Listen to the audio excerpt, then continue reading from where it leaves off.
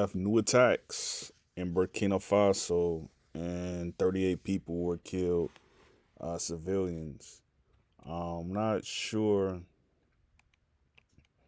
why this happened. I didn't read the article, but I'm just going to uh, go on a quick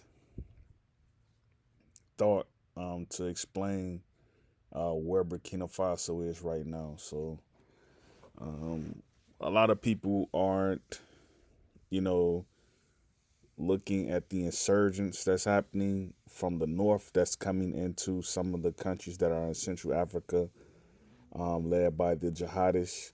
They aren't looking at that as a problem. And to me, it's a complete problem because, if you're going to have to always be on the defense as to who could come in and try to take over and siege these countries, you know, it's always going to be a problem.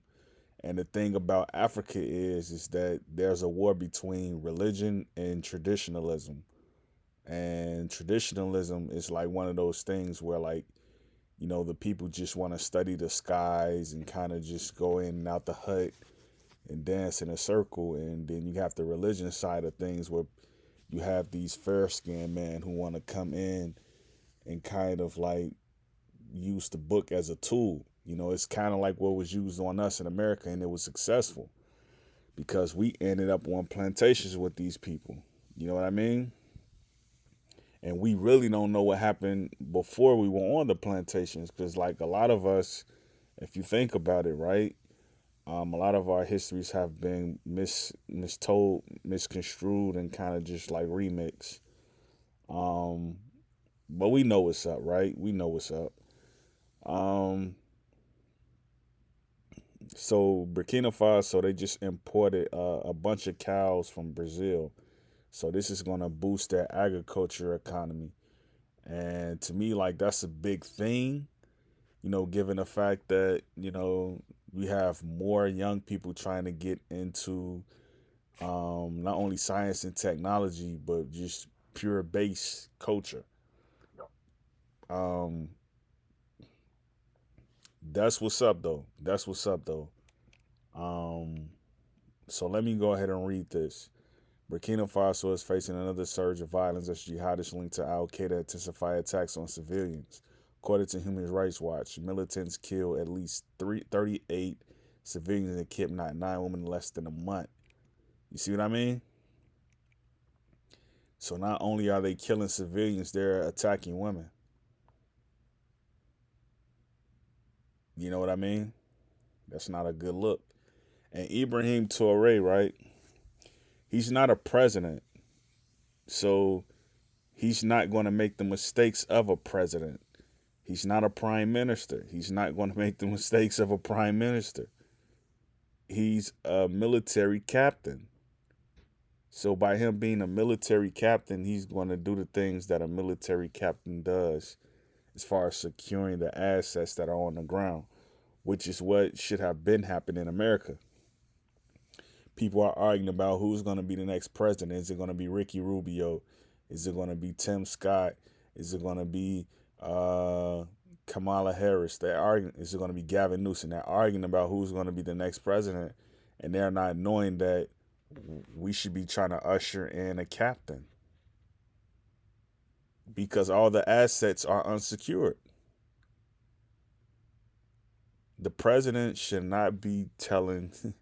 This is what I mean. Like Donald Trump, he's literally at a standstill. He don't know what's going on with the war. He's regurgitating what people are telling him in the back rooms.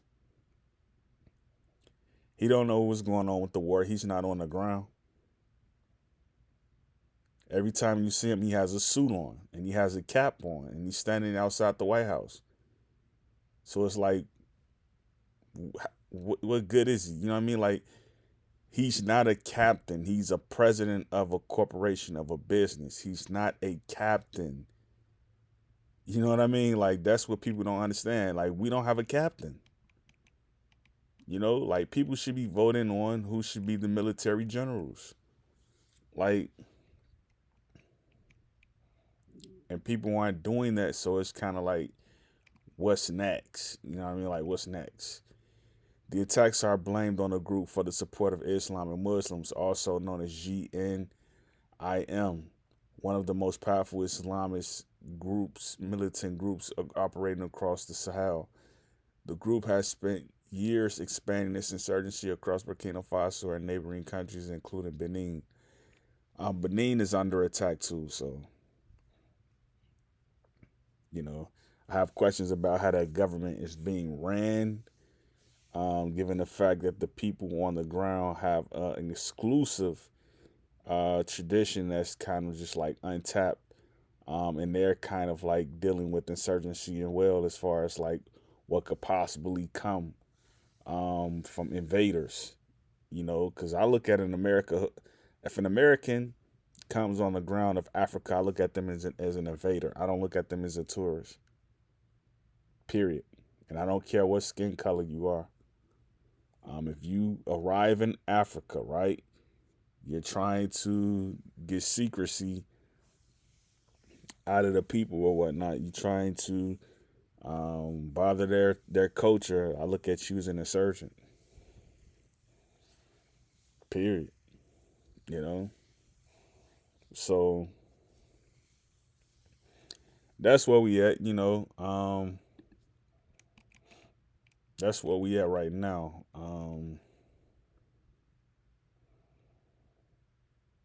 Senegal makes 471 million debt payment, but faces tough times ahead. Wow, wow. I don't know what's going on, man. Senegal, you might as well take that state and merge it with Burkina Faso. Just take the state and merge it with Burkina Faso. Um, yeah, just merge it. Let Captain Ibrahim take care of that state as well. Listen, man, like our French countries, the countries that speak French, like, we need to be thinking about trying to merge our countries.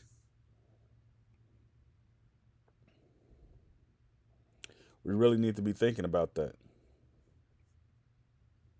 you know? So